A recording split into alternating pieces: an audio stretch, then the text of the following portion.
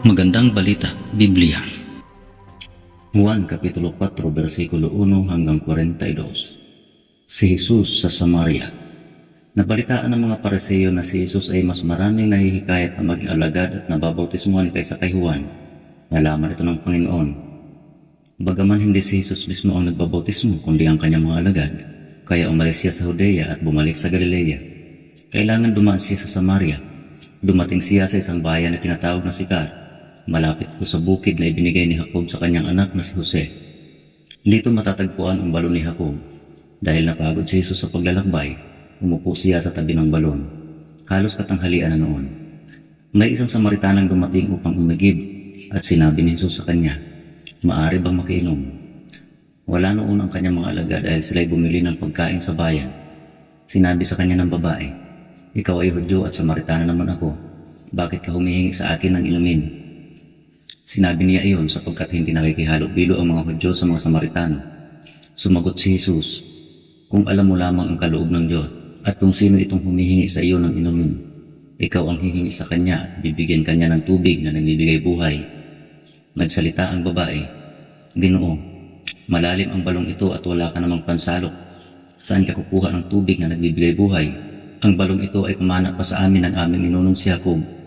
Dito siya uminom, gayon din ang kanyang mga anak at mga hayop. Higit ka pa ba sa kanya?" Sumagot si Jesus, "Ang bawat uminom ng tubig na ito ay muling mauuhaw. Ngunit ang sino mang uminom ng tubig na ibibigay ko sa kanya ay hindi na muling mauuhaw kailanman. Ang tubig na ibibigay ko ay magiging batis sa loob niya at patuloy na bubukal, magbibigay sa kanya ng buhay na walang hanggan." Sinabi ng babae, "Ginoo, bigyan po ninyo ako ng tubig na iyon upang hindi na ako mauhaw, ni pumunta pa rito upang sumalok muli." "Umuwi ka at isama mo rito ang iyong asawa," wika ni Jesus. "Wala akong asawa," sagot ng babae. Sinabi ni Jesus, "Tama ang sinabi mo, wala kang asawa, sapagkat 5 na ang iyong naging asawa at ang kinakasama mo ngayon ay hindi mo asawa. Totoo nga ang sinabi mo." Sinabi ng babae, "Ginoo, palagay ko ay isa kang propeta. Dito sa bundok na ito sumasamba sa Diyos ang aming mga ninuno. Ngunit sinasabi ninyong mga Hudyo na sa Jerusalem lamang dapat sambahin ang Diyos."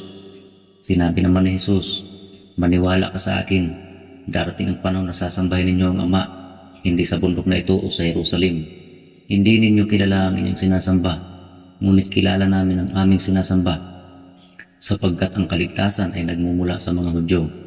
Subalit dumating na ang panahon at ngayon na nga, na ang mga tunay na sumasamba sa Ama ay sasamba sa Kanya sa Espiritu at sa katotohanan, sapagkat ganyan ang uri ng pagsambang ninanais ng Ama. Ang Diyos ay Espiritu at ang mga sumasamba sa Kanya ay dapat siyang sambahin sa Espiritu at sa katotohanan." Sinabi ng babae, "Nalalaman ko kung darating ang Mesiyas, ang tinatawag na Kristo. Pagdating niya, siya ang magpapahayag sa amin ng lahat ng bagay. Akong kausap mo ngayon ang iyong tinutukoy," sabi ni Jesus. Dumating ang kanyang mga alagad ng sandaling iyon, at nagtaka sila nang makita nilang nakikipag-usap si Jesus sa isang Samaritana. Ngunit isa man sa kanila ay walang nagtanong sa babae, "Ano ang kailangan ninyo?" Wala rin nagtanong kay Jesus, "Bakit ninyo siya kinakausap?" Iniiwan ng babae ang kanyang bunga. Bumalik sa bayan at sinabi sa mga taga roon, "Halika kayo, tignan ninyo ang taong nagsabi sa akin ng lahat ng ginawa ko. Siya na kaya ang Kristo?" Kaya't lumabas ng bayan ang mga tao at nagpunta kay Jesus. Samantala, makailang ulit na sinabi ng mga alagad kay Jesus, "Rabi, kumain na kayo." Ngunit sumagot siya, "Ako'y may pagkain hindi ninyo nalalaman." Kaya't nagtanong-tanungan ang mga alagad, "May nagdala kaya sa kanya ng pagkain?" Sinabi sa kanila ni Jesus, "Ang pagkain ko'y ang tuparin ng kalooban ng nagsugo sa akin at tapusin ang ipinapagawa niya sa akin. Hindi ba't sinasabi ninyo, 4 na buwan pa at anihan na? Sinasabi ko naman sa inyo, masdan ninyo ang mga bukid, hinog na ang trigo at handa ng anihin. Ang umaani ay tumatanggap ng kabayaran at nagtitipon ng bunga para sa buhay na walang hanggan. Kaya't magkasamang magagalak ang nagtatanim at ang umaani. Dito nagkakatotoo ang kasabihang iba ang nagtatanim at iba naman ang umaani. Isinugo ko kayo upang anihin ang hindi ninyo itinanim. Iba ang naghirap dito at kayo naman ang umani ng kanilang pinaghirapan." Maraming Samaritano sa bayang ito ang naniniwala kay Jesus dahil sa patutuo ng babae. "Sinabi niya sa akin ang lahat ng aking ginawa." Kaya't pumunta sila kay Jesus at nakiusap na tumigil muna siya roon At tumigil nga siya roon sa loob ng 2 araw. At marami pang sumampalataya nang mapakinggan siya.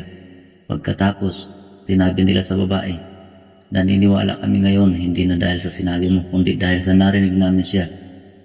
Alam na namin siya nga ang tagapagligtas ng sangkatauhan. Mga talababa, Juan Kapitulo 4, versikulo 1 ng Panginoon. Sa ibang manuskrito ni Jesus. Juan Kapitulo 4, versikulo 9. Hindi nakikihalubilo ang mga Hudyo sa mga Samaritano, o kaya hindi gumagamit ang mga Hudyo ng pinggan o tasa ng mga Samaritano. Susunod, Juan Kapitulo 4, versikulo 42 hanggang 54. Pinagaling ni Jesus ang anak ng isang pinuno ng pamahalaan.